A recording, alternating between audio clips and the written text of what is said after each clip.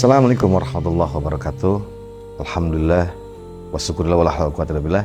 Kembali berjumpa dengan saya di teras hati ini, yang mudah-mudahan ada manfaatnya buat kalian. Bagaimana cara menciptakan kehidupan yang bahagia, kehidupan yang menenangkan dan lain semuanya. Karena dewasa ini kita melihat banyak orang yang sampai depresi, banyak orang yang stres dan lain semuanya, yang akhirnya stres tersebut, depresi tersebut itu menjadi penyakit medis akhirnya. Nah tadi di video selanjutnya atau di video berikutnya nanti kan saya bahas lebih dalam lagi.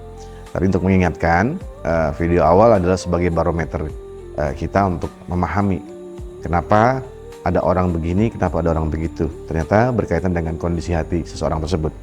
Nah untuk video saat ini kita akan membahas ya, kenapa penyakit hati, kondisi hati seseorang yang fujurnya dominan itu bisa banyak mengakibatkan penyakit-penyakit kronis ada dalam dirinya ya. Walaupun di video sebelumnya saya bahas sedikit ya, simple, tapi di video ini kita akan bahas. Contoh, di saat orang sedang marah. Nah, marah ini biasanya karena ketidakterimaan, ketersinggungan dan lain semuanya ya, ada hak yang dirampas dan lain sebagainya, intinya marah saja gitu. Ketika orang tersebut marah, maka detak jantungnya pasti akan tidak normal ya. Kalau nggak percaya, sok di saat teman-teman ketika marah, coba pegang dada kirinya, rasakan detak jantung itu akan berdetak dengan sangat cepat, tidak normal ya. Hormon stres itu ketika detak jantung tidak normal, dia luar biasa aktifnya ya. Yang tadinya jantung itu mengompak dengan sempurna setiap waktunya ya, yang dibutuhkan oleh organ dalam tubuh kita. Tapi kalau ketika kita mengalami emosi yang luar biasa marah ya, makanya kenapa ada orang marah sampai pingsan gelap ya. Nah ini salah satu indikator kenapa ada orang marah sampai kalap, sampai jatuh tersungkur ya, sampai gelap gitu, seperti itu. Itu karena ada kerusakan ya. Ada penyimpangan dalam detak jantung tersebut akibat marah. Nah marah ini ternyata Masya Allah bahayanya sangat luar biasa. Makanya kenapa Rasulullah SAW ketika ada seorang pemuda minta nasihat, Nabi cuma hanya menjawab 3 kali, la tagdob, la tagdob, la tagdob. Atau dalam riwayat lain, la tagdob walakal jannah, jangan marah maka surga bagimu. Ternyata marah tersebut itulah yang membuat kita sengsara. Detak jantung jadi nggak normal, dengan sangat cepat, jantung memompa. Makanya sering kita mendengar istilahnya jantungnya bengkak. Karena yang tadinya tenang, tiba-tiba itu marah. Bayangkan kalau marah dipelihara 1 harian, itu kebayang tuh. Hormon kortisol tadi itu sudah luar biasa banyak dalam tubuh kita. Mempengaruhi kemana? Ya kemana-mana organ dalamnya. Yang biasanya stabil ketika memompa, kemudian mengalirkan lagi ke organ-organ tubuh kita semua. Ingat ya, darah itu di saat mengalir dalam tubuh kita itu membawa oksigen, ya, mineral dan seluruh zat-zat baik yang dibutuhkan oleh tubuh kita. Tapi di saat marah itu berubah jadi racun. Bayang tuh kepala kita. Makanya orang lagi marah tuh pusing kepalanya. Seperti itu. Karena tegang. Itu akibat hati. Kenapa? Terlalu banyak fujur. Jadi gampang marah. Dari mana fujurnya? Ini sekedar analogi saja buat teman-teman untuk memahami. Kenapa sih saya gampang tersinggung ya? Kenapa saya sih gampang marah ya? Karena yang masuk sehari-hari dalam diri kita itu hal yang tadi itu justru malah membuat fujur kita naik. Contoh, mengikuti hawa nafsu. Nah, konteks hawa nafsu di sini kita teman-teman harus pahami dulu. Jangan berpikir terlalu jauh, hawa nafsu itu terlalu ekstrim gini-gini. Tidak. Nah, kalau kita buka kamus bahasa Indonesia besar, itu kita akan menemukan bahwa hawa nafsu itu adalah sesuatu keinginan yang ingin diperturuti. Seperti itu. Coba kehidupan kita sehari-hari. Itu lebih mengikuti hawa nafsu atau menundukkan hawa nafsu kita. Yang ada apa yang terjadi? Banyak mengikuti keinginan hawa nafsu. Bagi teman-teman yang punya platform di handphonenya yang belanja sosial begitu, ketika melihat ya produk-produk tuh pengen ngikutin, pengen beli, tiap hari dilatih tuh untuk mengikuti hal tersebut.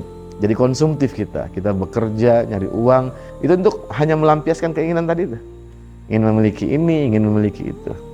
Sementara faktor utama kehidupan kita yang sangat kita butuhkan adalah menahan hawa nafsu, menjaga kebersihan hati kita. Ini kita abaikan. Maka wajar fujur tanpa sadar naik di atas, takwa di bawah. Udah begitu jauh lagi kita dari agama, ya sudah, setan akan berkuasa di hati kita. Kenapa? Rasulullah SAW bersabda, jadi setan itu tinggalnya di hati manusia, kata Rasulullah. Dia menancapkan belalainya di hati manusia dan dia akan pergi tuh dari hati manusia tersebut ketika orang ini zikrullah, ingat kepada Allah Subhanahu wa taala. Tapi ketika lalai, dia akan kembali lagi membisikkan yang jelek-jelek tadi itu. Ingat, setan tuh mengenali banget kelemahan kita di mana. Maka dia akan terus menyerang di situ, ya. Akhirnya orang-orang konsumtif tadi, orang-orang yang mengikuti hawa nafsunya setiap harinya, walaupun dari hal yang remeh tadi ya, pengen punya keinginan selalu diperturuti, pengen makan apa ya, pengen apa ya, jadi tidak berusaha menikmati apa yang ada. Makanya jauh tuh dari rasa syukur orang seperti itu. Ingat ya teman-teman, cepat ataupun lambat, kita tuh pasti akan berpulang kepada Allah. Kenapa? Karena hidup ini nggak ada yang abadi, ya, semuanya akan dipertanggungjawabkan. Yang kembali kepada Allah pun bukan badan, tapi ini hati kita, nafas. Makanya kita temukan dalam Al-Quran itu konsep tentang kematian, Allah selalu menggunakan kalimat nafas, ya. Kayak kulun nafsin dha'iqatul maut, ya. Ya ayat Tuhan nafsul mutmainnah, bukan ruh lagi tapi nafs. Di sinilah penting kita untuk zakat, membersihkan nafas kita tuh dari kekotoran-kotoran jiwa. Kita harus banyak menahan diri kita, ya. Makanya kenapa ada konsep tahunan puasa Ramadan. Itulah fungsi sebetulnya, ya. Bagaimana orang-orang yang mampu menahan hawa nafsunya, gelarnya pasti jadi orang bertakwa. Kan korelasinya nyambung tuh, ya. Dan orang-orang yang banyak mengikuti hawa nafsunya, maka fujurnya akan dominan, ya. Jadi gampang kesinggung, gampang marah. Lihat, setan terus memfokuskan orang ini lupa dari tujuan kehidupannya. Terlalu banyak mengikuti itu, ya. Kemudian lagi candu dengan ketenaran, ingin dikenal orang terus-terusan, ya. Akhirnya apa? Dia membungkus dirinya dengan sesuatu yang supaya orang lain itu care ke dia lah, supaya orang tersebut punya penilaian positif kepada dia dan sesuai dengan ekspektasi orang tersebut, ya. Beda dengan orang-orang yang mengejar takwa tadi itu. Dia sadar bahwa hidup ini bukan tempat untuk mencari hal tersebut, tapi untuk mengumpulkan bekal sebanyak-banyaknya. Makanya dalam surah Al-Baqarah 10 Allah menjelaskan tuh, fi qulubihim maradun fajadahumullahu marada. Di dalam hatinya terdapat penyakit hati tuh, ditambahin lagi sama Allah penyakit, ya. Makanya tadi ketika marah, detak jantungnya nggak sehat, nggak normal, dan orang tersebut akhirnya ya sakit seperti itu. Ada yang sakit vertigo, ada yang sakit kepala luar biasa, ya. Karena tadi itu fujurnya naik. Tadi surah As-Sams yang kita baca di video sebelumnya itu menjelaskan, wa qad khaba man dasas, dan sungguh sangat merugi orang-orang yang mengotorinya. Jadi kalau udah kotor, udah tuh kemana-mana khobanya, ruginya tuh kemana-mana. Hati nggak tenang, gelisah terus, gampang marah, gampang kesinggung. Ya Allah, hidupnya nggak enak kalau gitu, ya. Tapi kalau zakah, hatinya dibersihkan, hidupnya tenang dan senantiasa selalu berdamai, ya, dengan keadaan, bersyukur, ya, memahami takdir. Ya, kita sebut qadarullah, ya. Qadarullah. Dia begitu saja ikhlas. Sekalipun hatinya sakit, dia berusaha untuk memerangi hatinya untuk berdamai. Nah, itu pentingnya kita memahami konsep seperti itu, ya. Kemudian kenapa orang jadi sakit lambung, ya, mah? Itu kan sebetulnya faktor stres.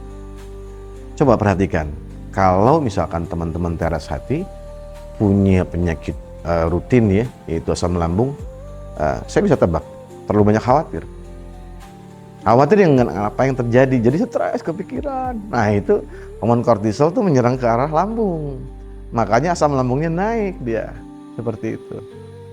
Minum obat, ya cuman hanya menahan saja, tidak sembuh, cuman hanya nahan sementara seperti itu.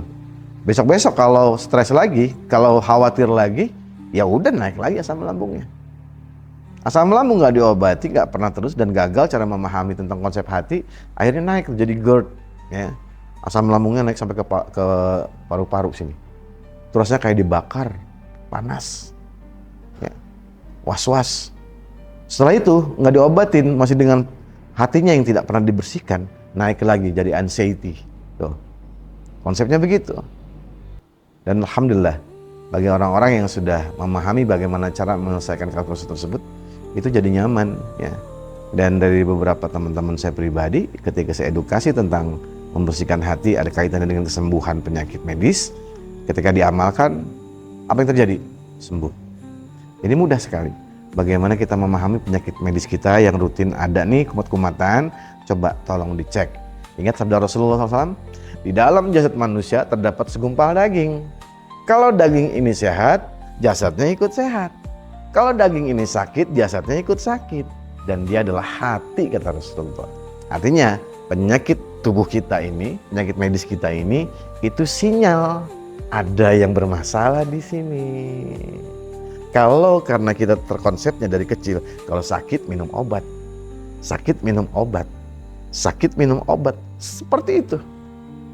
Akhirnya, Masya Allah, ada orang yang minum obat satu hari itu sampai 9-10 butir per hari. Bayangkan, menderita kan? Ada yang seumur hidup dia nggak boleh lepas dari obat-obatan tersebut. Menderita nggak? Menderita. Ya, ternyata ketika kita menyelesaikan akar persoalannya, makanya buat orang-orang yang penderita asam lambung, coba perbaiki itu stresnya, perbaiki khawatirnya. Nanti di video lanjutan saya akan bahas sampai tuntas bagaimana cara merilis itu semuanya, ya, untuk menyelesaikan segala bentuk persoalan-persoalan di dalam diri kita, ya. Karena sesuatu yang cemerlang, bercahaya di sini, itu keluarnya, outputnya pun akan cemerlang seperti itu. Kalau di sininya bermasalah, outputnya juga bermasalah, ya. Jadi ini ibarat teko. Kalau tubuh kita diisi dengan fujur terus, maka outputnya juga fujur. Sebagaimana teko diisi kopi, tidak mungkin keluar susu, pasti akan kopi juga. Nah, kita itu adalah gambaran seperti teko, ya. Tapi kalau kita sirami dengan memahami ilmu agama, bukan cuma belajar tapi memahami, aktifkan dalam diri kita, amalkan, karena itu yang menjadi inner beauty kita, ya. Dan itu akan menjadi semacam kayak penjaga-penjaga lah, ya. Ketika kita stres dan lain-lain, mungkin marah atau stresnya cuma hanya sebentar saja, segera dia selesaikan dengan kesiapan hati dia, ya. Maka orang-orang yang memahami tentang konsep tazkiyatun nafas, insya Allah orang-orang tersebut akan sehat dan tenang, dan yang pasti hidupnya tenang dan ujung-ujungnya husnul khotimah. Itu yang paling penting. Barakallahu fikum ajmain. Itu saja. Assalamualaikum warahmatullahi wabarakatuh.